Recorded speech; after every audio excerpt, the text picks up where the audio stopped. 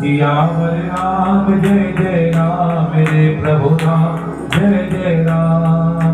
गोविंद जय जय गोपाल जय जय, गोविंद जय जय गोपाल जय जय, राधा रमण हरि गोविंद जय जय, राधा रमण हरि गोविंद जय जय। कृष्ण भगवान की जय और शंकर भगवान की जय और माता गंगा देवी सदा की जय। कार्तिक मास के आज पावन अवसर अमावस के दिन कार्तिक मास की यानी कि दीपावली का आप सभी को बहुत बहुत शुभकामनाएं। इस दीपावली के पावन अवसर पर हम ईश्वर से माँ भगवती से यही प्रार्थना करते हैं कि आपके जीवन में सदैव ईश्वर की कृपा बनी रहे, असीम कृपा बनी रहे और आपके जीवन में जितने भी दुख तकलीफें हैं आज की रात्रि से उन दुखों को हर ले और आपके जीवन में सदा ही खुशहाली और खुशियों की बहार आपके जीवन में बढ़ती रहे। और सियावर रामचंद्र भगवान की जय। अतः कार्तिक मास कथा का 19वां अध्याय प्रारंभ। राजा पृथु ने कहा, हे देवर्षि, अब आप यह कहिए कि भगवान विष्णु ने वहां जाकर क्या किया तथा जलंधर की पत्नी और पतिव्रता कैसे भ्रष्ट हुआ।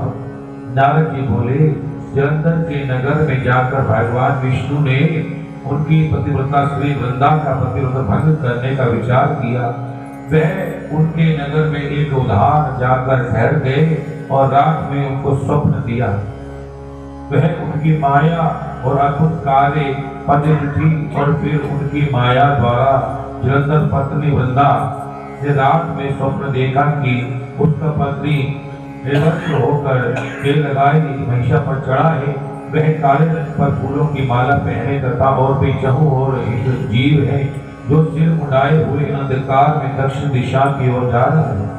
उसने अपने नगर में समुद्र डूबा हुआ देखा। इस प्रकार बहुत से भयानक स्वप्न देखे। फिर तत्काल ही वह जाग पड़ी और स्वप्न में संबंध में विचार करने लगी। इतने में सूर्य के उदय होते देखा तो वह चित्र दिखाई दिया। तब वह कांतिहीन था। उसने अनिष्ट जाना और भयभीत होकर रोने लगी, रुदन करने लगी। वह छज्जे पर गई और अटारी पर चढ़ी। भूमि पर उतरकर मगन वह एक शांति की प्राप्ति करी हुई। फिर वह अपनी दोनों सखियों के साथ लेकर उपवन में गई, परंतु वहां पर उसकी चैन नहीं पड़ा। फिर वह जंगल में निकल गई, मगर वहां पर भी उसको चैन नहीं आया।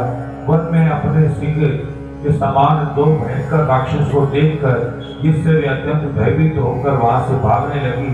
उसी क्षण वहां पर अपने शिष्यों सहित एक मौन तपस्वी आए। भयभीत वृंदा को अपने पैरों के साथ लगाकर उसकी रक्षा के लिए याचना करने लगी। मुनि ने अपनी एक हुंकार से दोनों राक्षसों को वहां पर भगा दिया। वृंदा को आश्चर्य हुआ। वह भय से मुक्त होकर मुनि नाथ को हाथ जोड़कर प्रणाम करने लगी। तपन किया। फिर उसने मुनि के अपने युद्धरत पति के संबंध में उनको कुशल क्षेम प्रश्न किया। मुनि ने मौन होकर आगे पीछे देखकर कुछ ने कहने की चाह से उसके समान दो वानर मुनि साक्षात आकर हाथ जोड़ खड़े हो गए। जो ही मुनि के भ्रुकुटी संकेत त्यों ही वह उठकर आकाश में चले गए। फिर वह जलंधर का सिर धड़ से लग मुनि हो गए। तब वृंदा अपने पति के मृतक हुआ जानकर मूर्छित होकर पृथ्वी पर गिर पड़ी और अनेक प्रकार के वचन कहकर दारुण विलाप करने लगी। तत्पश्चात उसने उस मुनि से कहा कि हे कृपण, आप मेरे पति को जीवित कर दीजिए। पतिव्रता प्राण जिसके पत्नी ऐसा कहकर दुखों से श्वास छोड़ती हुई मनुष्य के चरणों में गिर पड़ी। तब मनुष्य ने कहा कि वह शिव जी द्वारा युद्ध में मारा गया है, अतः जीवित नहीं हो सकता, क्योंकि जिसे भगवान शंकर मार देते हैं वह कदापि जीवित नहीं हो सकता। परंतु शरणागत की रक्षा सनातन धर्म एवं कृपा करके इसे दिलाए दीजिए। नारद जी कहते हैं, वह मुनि साक्षात विष्णु ही थे जिन्होंने वह सब माया फैलाई थी। वह वृंदा के पति के जीवित करके अर्ध ध्यान हो गए। जलंधर ने उठकर वृंदा को आलिंगन किया और उसका मुख चूमा वृंदा भी पति के जीवित हो देखकर अत्यंत हर्षित हुई। अब तक सब बातों को स्वप्न में समझा। तत्पश्चात वृंदा सकाम हो पड़ी ही वन से पति के साथ विहार करती रही। एक दिन उसके सूरत में संभोग काल में भगवान विष्णु को पहचान लिया। तब उन्होंने प्रताड़ित करते हुए बोली कि हे पराई स्त्री के गमन करने वाले विष्णु, तुम्हारी शील को धिक्कार है। मैंने जान लिया है कि वह मायावी तपस्वी तुम ही थे। हे राजन, ऐसा कहकर परम क्रोध में पतिव्रता वृंदा को अपने तेज का प्रकट करते हुए शाप दिया। जो तुमने अपनी माया से दो राक्षस मुझे दिखाए थे, वह दोनों राक्षस किसी समय तुम्हारी स्त्री का हट करने करेंगे। वह विरह के दुख में वानरों के साथ वन में भ्रमण करोगे और सर्वस्व जो इस समय तुम्हारा शिष्य बना है वह तुम्हारा साथी रहेगा। ऐसा कहकर पतिव्रता वृंदा भगवान विष्णु को लाख मना करने पर भी अग्नि में प्रवेश कर गई। ब्रह्मा आदि देवता आकाश में प्रवेश देखते रहे। वृंदा के शरीर में तेज पार्वती जी इस शरीर में चला गया। आकाश में जय जयकार होने लगा। पतिव्रता धर्म का पालन करते हुए वृंदा मुक्ति को प्राप्त हो गई। बोलो श्री विष्णु भगवान की जय।